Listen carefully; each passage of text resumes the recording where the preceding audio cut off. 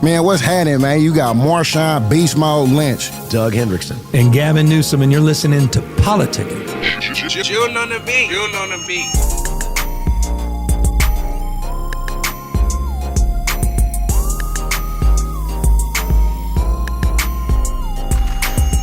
It's great to be with my partner, Doug Hendrickson. It's great to be here on a podcast with a remarkable advocate, activist, an actress, a singer, songwriter, now director of a remarkable new documentary on Hulu called Child Star, the one and only Demi Lovato. Welcome to Politicking.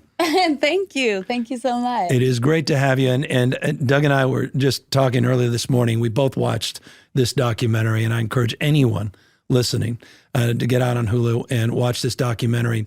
If you care about issues like mental health, you care about issues associated with fame, with celebrity, if you care about just the larger human condition in a world where we're so inundated with social media, and we're constantly being reminded not only of our attributes, but often of our faults, and they're reflected back on us. And you took us on a journey of your life and your history in Child Star, and you brought in a lot of remarkable figures that are well-known public figures in part of that journey, and in a remarkable documentary about not only your life, but their life. Tell us a little bit about the documentary, and moreover, what the inspiration was for it.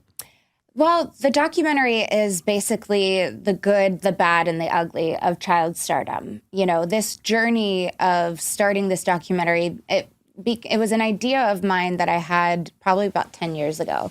And I didn't get the ball rolling until about 2 or 3 years ago. I just was fascinated with child stardom, the effects that it has on not only the child star, but their families, what it's like. And obviously I had a personal connection to it being a child star myself. So I wanted to explore this. And that's kind of how the film came about. And the film begins with your own sort of expression of, the celebrity through the sort of lens of looking at Shirley Temple, mm-hmm. And saying, one day that could be me, mm-hmm. And looking at her life.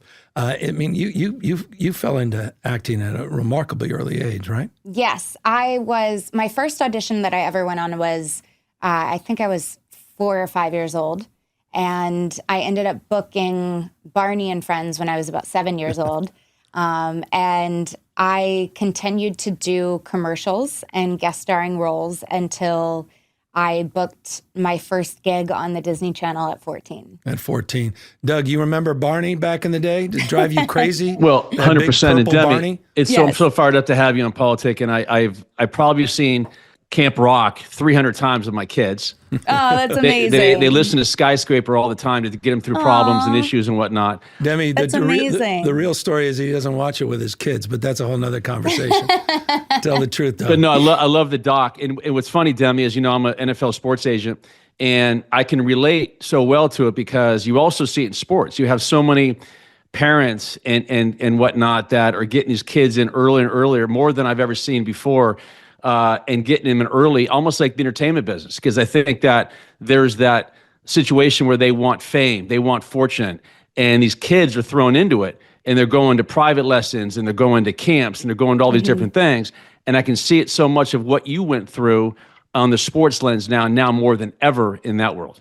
Wow, that's so interesting. I've never thought of it from that perspective, but it does take up your entire life when you are pursuing a career in any of these outlets, whether it be through acting or singing or sports. Yeah, it's definitely, that's a really interesting perspective. I never thought of it like that. And it's interesting. With sports, we see it. I mean, you see these parents on the sideline, and you wonder, is it the parents that wish they were on the field, or is it the kids that wish on the field? For you, was there that sort of dialectic? I mean, did you feel pushed into acting? Did your parents or role models push you, or was it something that you were dragging them to support? Well, what's interesting is my mom used to be a country singer, and she opened up for, I think it was Reba McEntire and George Strait and Hank Williams Jr. And she, was always singing in the house. And so I grew up around music. And, when I saw Shirley Temple on TV, I thought, if she can do it, I want to do it. And so I really was the one that was pushing my parents to help me pursue this. And, it was, was I around music a lot and was influenced by my mom? Of course. But I really think that I was the one that was pushing. Do you remember the moment that you felt like a star, you felt like a celebrity, where you went, whoa, something's different? Yes. I think I was about 14 or 15. I had just shot Camp Rock, but it hadn't come out yet. And the way that things were at the time, like blogging and tabloid sites, people already knew that I was Mitchie from Camp Rock. And so I had a little buzz around me going, but like I wasn't super familiar. I hadn't witnessed anything in my career yet. The movie hadn't come out. I wasn't aware of my, I guess, up and coming stature or status. And there was a moment where I went to visit a friend at an autograph signing. He had been on Hannah Montana and was doing an autograph signing, and somebody screamed like, ah, like that. And I was like, you looked around? I looked around and was like, oh my gosh, what's going on? Scared. Wow. And they said, it's Demi Lovato. And I was like, what? Like me? And that was the moment that I realized my life was going to change forever. And I imagine that felt great at the moment, right? Yeah, it did feel good. Right. It felt really good because it felt like all the hard work had finally paid off in that moment. And I met my first fan, essentially. I didn't have the movie. The movie wasn't out yet, and I was blown away that she even knew my name. But yeah, it was like meeting my first fan. It was really a cool experience. Well, Demi, it's fascinating because I think everybody in the public viewpoints, views your life and any celebrity's life as, champagne and roses every day. But they don't understand the loneliness and the stuff you guys go through. And now so much with social media, when you're walking through somewhere, nobody wants to, hey, Demi, how you doing? How's everything going? I love your movie. They want a picture. They want a selfie that they can put on Instagram or social media. Nobody really wants to know how you're doing, or they ask you questions. All they want to bust through the crowd to get to know you or meet you and get a picture. And that's all I want. It's so bad. What's interesting is when people say, I hate to bother you, but sorry to bother you, but I'm going to ask for an autograph anyways, or a picture now. Now It's pictures. But, it's interesting. It's like this weird dynamic between celebrity and people who aren't celebrities, where they want something from you and they think they know you, but they don't. And I assume that you know exactly what this is like, being in the position that you're in. But I think with your journey, it's so powerful and poignant at the same time, because you have that sort of rush, which you talked about, of recognition. But you also, in the documentary, I remember at one point you were talking about looking out on the audience, and I guess you were singing at the time, and you saw an empty seat. Yes. And you felt this vulnerability. Yes, it still happens. And that somehow I'm not good enough. Yes. Why is there an empty seat? Yes. I remember performing at a concert not too far back, a couple years ago. I think I was in Dubai, and I saw empty seats in the audience. And I was on stage, and it took me out of the present moment of performing for my fans, because I thought, I'm not good enough to have sold this place out. And it was really discouraging. But, that's just something that I've come to accept, that you're not always going to sell out every arena that you play. And that's okay. It doesn't mean that you are not, a valuable human being, worthy of love and acceptance. But when I was younger, I confused the two. I confused my brand with who I was. Therefore, I equated, validation, outside validation, with self-worth, which was really unhealthy. And I think a lot of young people in the entertainment industry, and especially now on social media, I think they deal with that too. What's I thought so wonderful, and Doug, chime in, because this was in our conversation, it was how honest and raw you've been about your own journey and your own anxieties, your own insecurities that are universally shared. This sort of imposter syndrome, never feeling good enough, having initial early success, being challenged by that, and looking for validation externally as opposed to internally. When did you decide to be so expressive and honest? Was there a sort of point, or was it a bottoming out where you just felt, I have to sort of come out of my shell? It's time for me to sort of let it all out.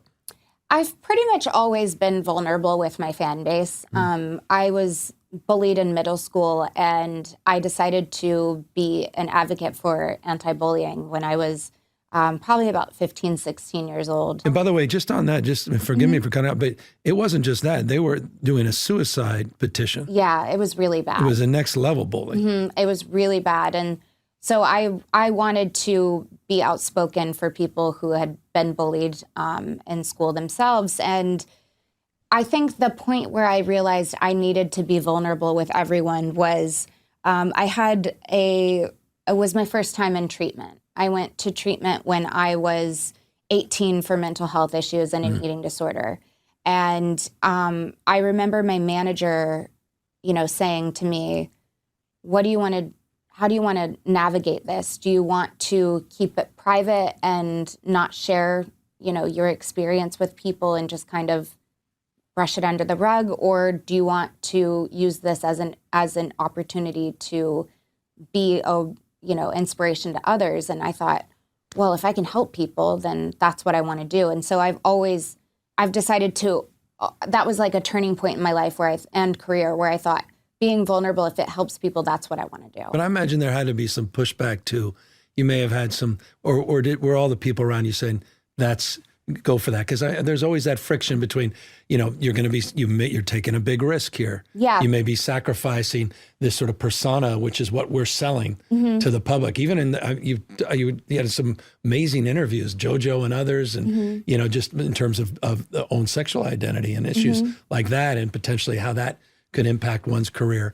But was that part of a discussion, or was it just when you heard that in that conversation, like, let's do this? I'm pretty stubborn when I, or headstrong. When I set my mind to something, that's what I do. And that's what I did, as I decided to be outspoken about what I had been through, because I knew that it could potentially help save lives. Yeah.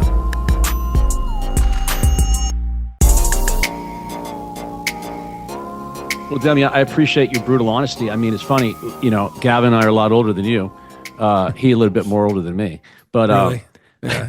In any event, birthday, by the way, last week. I remember back in high school, my dad died, and back then there was no counselors even available to, hey, go talk to this counselor. It wasn't talked about. And you fast forward now, our partner Marshawn Lynch, he was, the tough guy in the NFL, and he was the guy that ran over people and whatnot. But his last press conference, he said to all the young people in the NFL and athletes, take care of your chicken and take care of your mentals.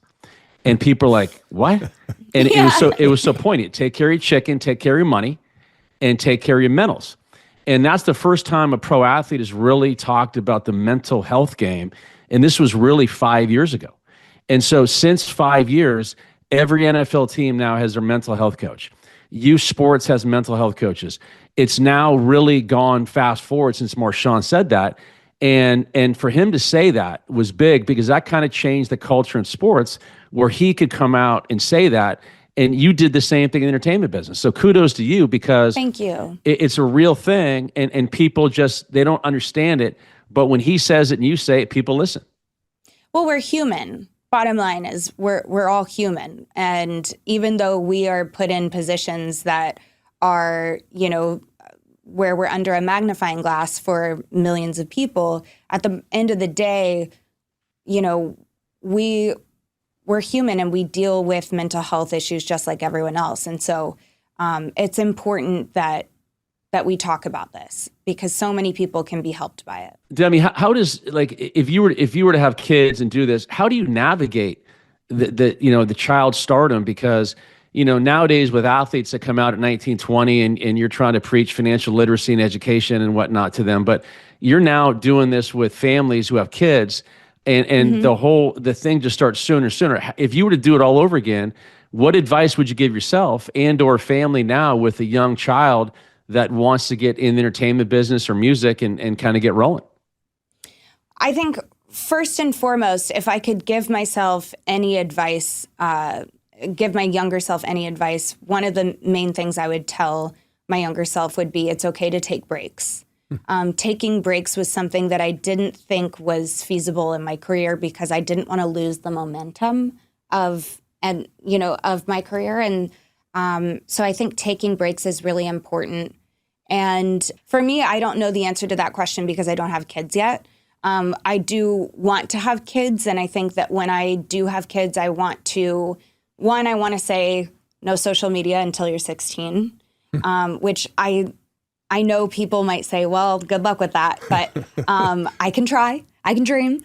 And, if they came to me and said, I want a career in the entertainment industry, I would say wait until you're 18. Yeah. Just because I didn't have a full childhood, and I want that for my kids. Right. And I think that until you're 18, you can do all you can to work on your craft, whether that's voice lessons or songwriting, or if you want to be an actor, act in school plays. There's other avenues that you can take to pursue your dreams.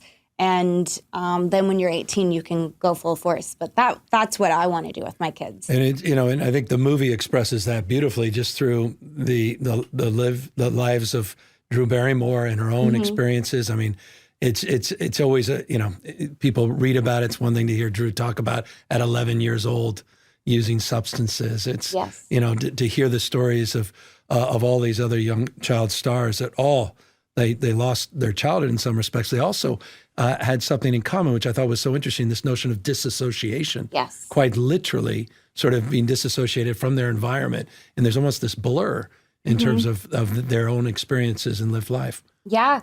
So something that, I came to learn after talking to the participants in the film was, like you said, this common thread of disassociation, which I personally believe is, while fame can be a privilege, I think that it also can be very traumatic, especially to minors. And I think that the disassociation was probably a direct trauma response to the fame and the pressure that was put on all of us as young child performers. Were any of those conversations in the documentary surprising to you, more revelatory? I mean, these are old relationships, people that you worked with. There was a lot of honest exchange too. Yes. Apologies. Yes. How way people felt treated. Yes. The interactions. Also a lot of love. You had that wonderful conversation with your co-star about running into the bathroom. You talked about an eating disorder. Yeah. And she saw you purging and you were expecting to be judged. Instead, you were embraced. Yes, I was embraced. Allison is just such an incredible person. And they're an advocate as well for kids in the industry. And there were apologies that needed to be made because I didn't treat people the way that I do now. I would like to think that I'm a different person than I was when I was 17 because I was struggling so much inside with those mental health issues that we talked about. Because I was struggling, I wasn't the most respectful to everyone around me. And so growing up, I had to learn, I learned that I was suffering and that, I learned that I was suffering and I had to make amends to those people that I didn't treat the best. I love that. Hey, Demi, Drew Barrymore's obviously always been an icon. And I don't know, did you know her much before the doc? And then is there other people you latched onto in regards to just your story and your life that's been a mentor to you or someone that you've been kind of going through the struggle with? There hasn't been, I haven't had like a lot of mentors in my life. I've had people that I've been close to and I've learned from, but I didn't really grow up with a mentor in the industry, which I wish that I had. It would have provided a lot of wisdom that I feel like I could have used at 15, 16, 17 years old, even even now, I'd love to have a mentor. I didn't have one. But I did know Drew prior to her working on this film with me. I had done her show several times. So I did know her, and we were in communication about the film prior to us sitting down and talking. And I was just so grateful for her wisdom and experience and what she had to share with us. You know, Doug and I have, between us, he's got 3 kids. I've got 4. He's got 2 daughters. I have 2 daughters. I couldn't agree with you more on the till 16. I failed.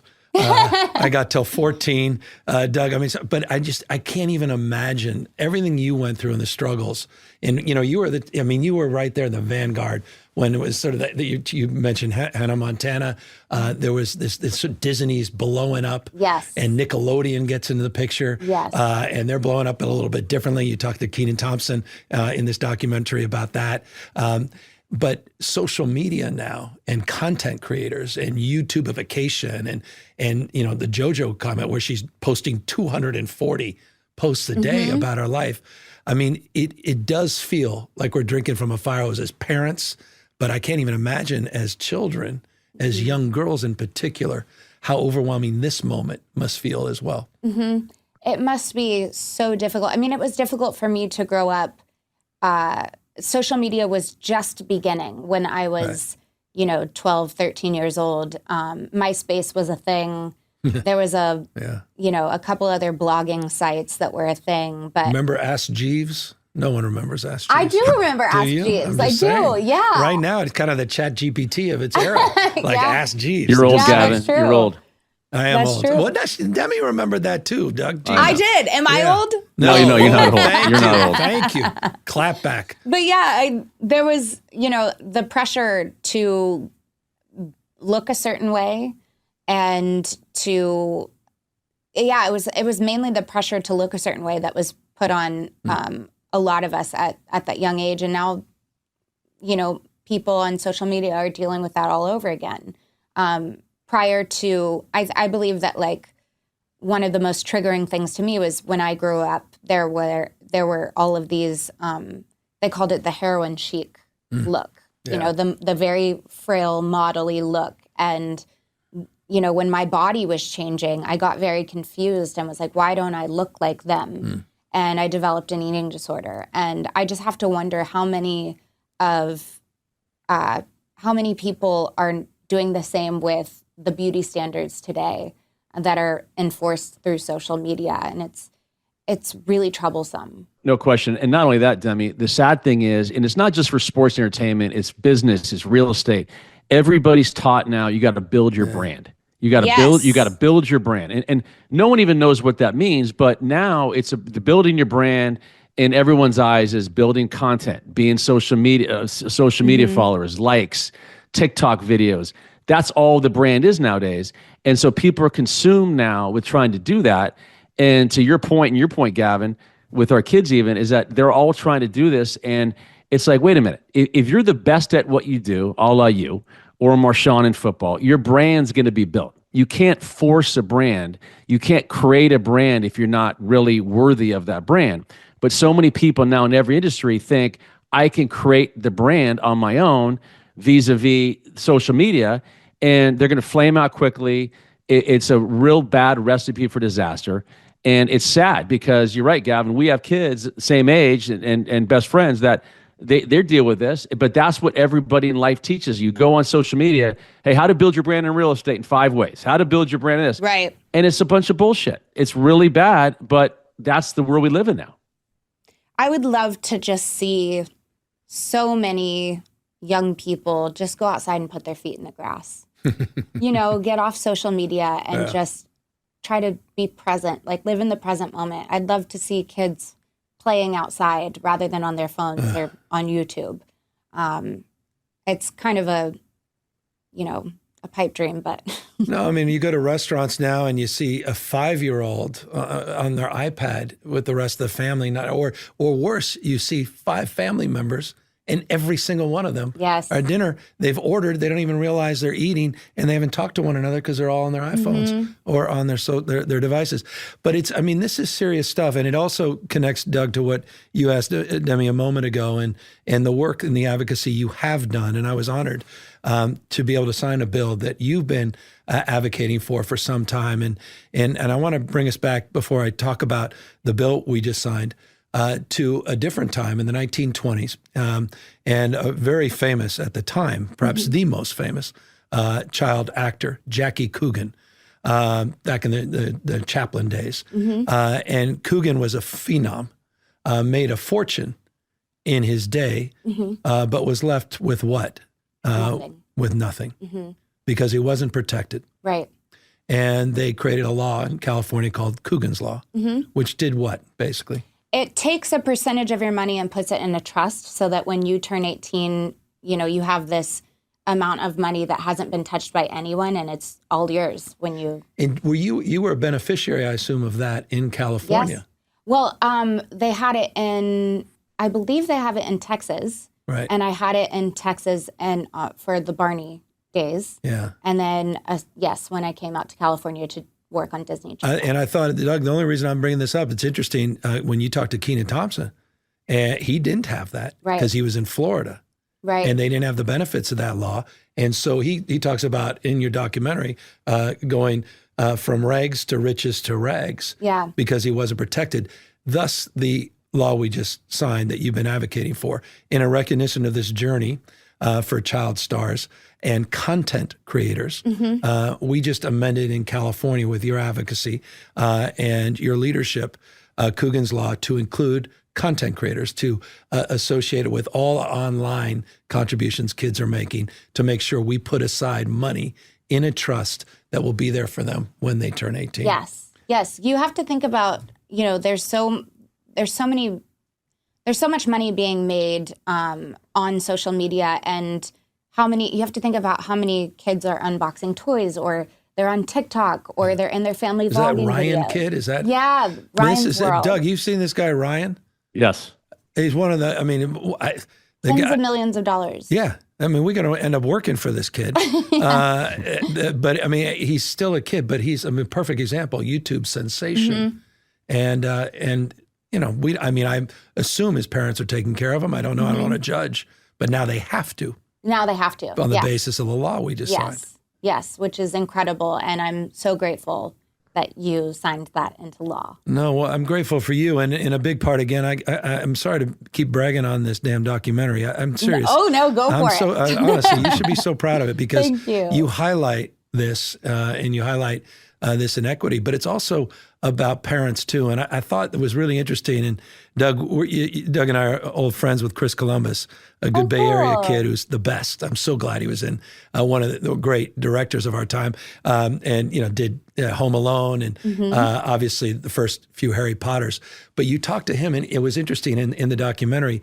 He talked about casting not just kids, but the family. Yeah, casting parents, casting the broader family members. Yeah, so I guess what had happened when Home Alone blew up was that nobody predicted the success that it would have. With Harry Potter, you had an inkling because of how huge the books were. But with Home Alone, they didn't know that the film was going to be as big as it was. And Macaulay Culkin became a huge star overnight. But he didn't cast the family. He casted Macaulay Culkin. And so I guess there was a lot of family turmoil. And so moving forward, he talked about casting the family so that, it would provide a good environment for the child when they, blew up. Yeah, it's so, and it goes to that whole issue of parents and the pressure that kids must feel, and the pressure of the parents, and I'm sure you've seen it with a lot of your co-stars over the years, some very active parents that were pretty, I imagine, some very aggressive, some unbelievably loving and supportive. Yeah, it's interesting because when I was growing up, we were always taught that the easier you are to work with, the more jobs you get, and a part of that came with my mom being easy to work with. And so she was very, she wanted to be easy to work with so that I would have more jobs. The whole parents, and Doug goes back to the point you were making just about sports and how parents are living their lives through their kids and the pressure that places on the kids at the same time. Mm-hmm.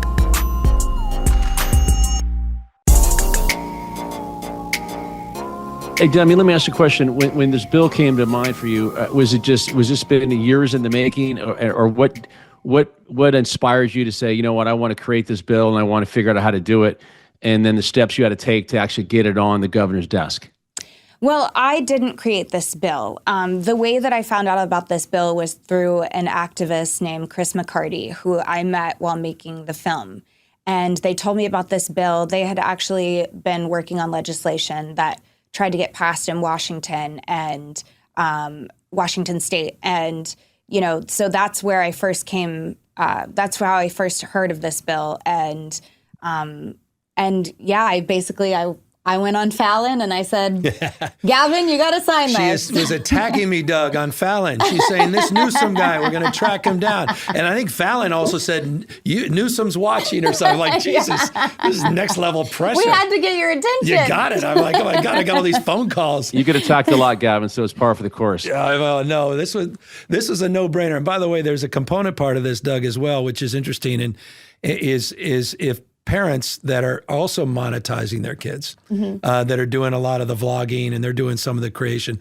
But if they use their kids in their content more than 30% of the time, they have to take 65% of those earnings and put it in trust now as well. So we're trying to protect not just for the children, but also some of the exploitation that may occur in some instances, not all the time, where the parents are frankly taking advantage of those kids' earnings and using the kid as content and not rewarding those kids when they're 18.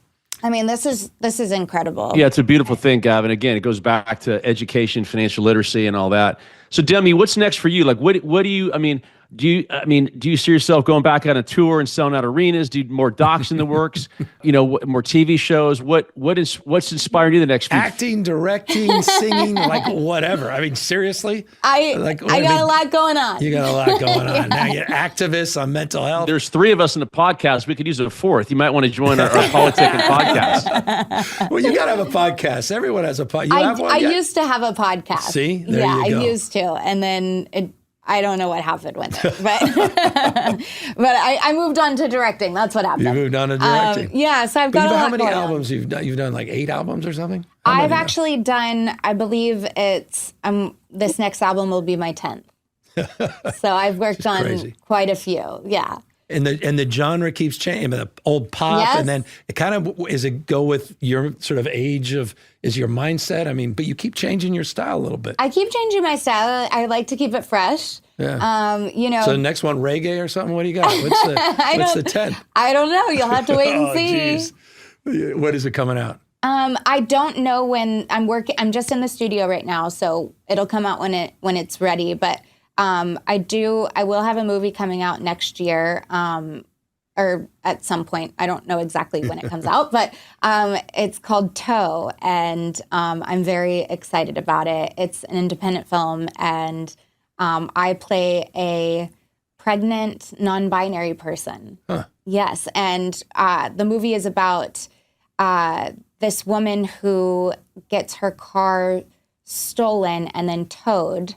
But she was living out of her car, and we go on the journey of trying to fight for her car back. And along the way, she meets me, who happens to be pregnant at the time, and we meet in the homeless shelter. Familiar themes. Yeah, I can't tell you, how much I appreciate you and your story. You've lived 10 lives at an early age, and you really have. And you're an incredible mentor to these younger kids and younger generations. And there needs to be more of you that are going to help out, speak out, get around bills that help these kids out and whatnot. But you have so much to give and so much to offer. And it's just really inspiring what you're doing, because it's needed more. And hopefully what you're doing will lead to other people doing more things as well, because You are the hope of this generation going forward. We need people like you to keep tackling these issues and keep fighting and battling and being honest. And everything you've done has been a really, really inspiration of who you are as a person, what you've gone through. Can't even imagine. I didn't grow up that way either, to Gavin, but it's really cool to see where you're at today and what you have in front of you.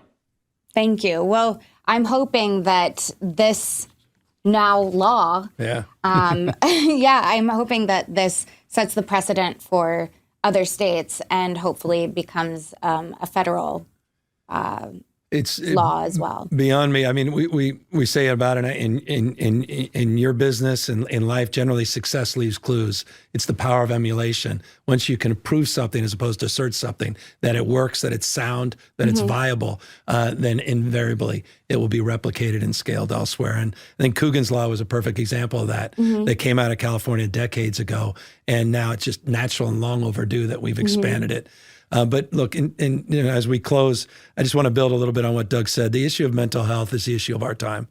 If there's any unity agenda that unites everybody in more ways and more days, it's the issue of how people are feeling. And it's incredibly powerful for someone with your power, your presence, your reach, and your connection to our kids. I mean, I told my kids that we were coming on to see you, and they're like immediately lit up. Dad, we got to go out of school. We got to come down. And we got to see her. But the fact you can reach them, but with this kind of honesty and transparency, it's not an exaggeration. Quite literally, as you suggested earlier, it can and it does save lives. So kudos to you, and maybe more important than anything else, that's the kind of way to live with that kind of status. Celebrity's fleeting. Of a purpose and meaning and mission. That's what's life. Yes. When people ask me, what would you tell to young child stars today is, one, take breaks, but two, I would also say that, fame, fortune is fleeting, just like you said, and what's most important is the meaningful connections in your life, and because the family and friends are what's going to be there when everything else fades. And yourself, your mental health. And we are all on borrowed time, Demi, and we must live life every day to the fullest, because the borrowed time may run out soon. So we got to live it and have fun doing it. Right, partner? As the Stoics used to say, memento mori. You got to remember. I mean, it's this thing. We all exit the same way. So it's the same precious moment of life, and so it is. It's not, as Seneca said, that we don't have that much time in life. Is that we tend to waste so much of it on things that don't matter and not essential. And so, as you say, it's about family, it's about relationships, and it's finding something more important than yourself. And and I think what I love about, and just closing, Demi, is I think that's so self-evident in your journey and in this documentary, Child Star, where you really go through that journey of self-exploration. And it's a journey that's so familiar because it's the human journey. And that's why, again, this film is so much more important than it appears. It's not just about acting. It's not just about celebrity. It's about who we are, and it's about uncovering who we can be when we're fully expressive. So really grateful to have you on this podcast, and thank you for being on the journey you're on and being part of our show. Thank you so much. Thank you both for having me. Yeah, Demi, our Politickin listener podcast is loving what this show's all about, and we appreciate you joining us, and keep doing what you're doing. Thank you so much. Thank you. Demi Lovato, everybody.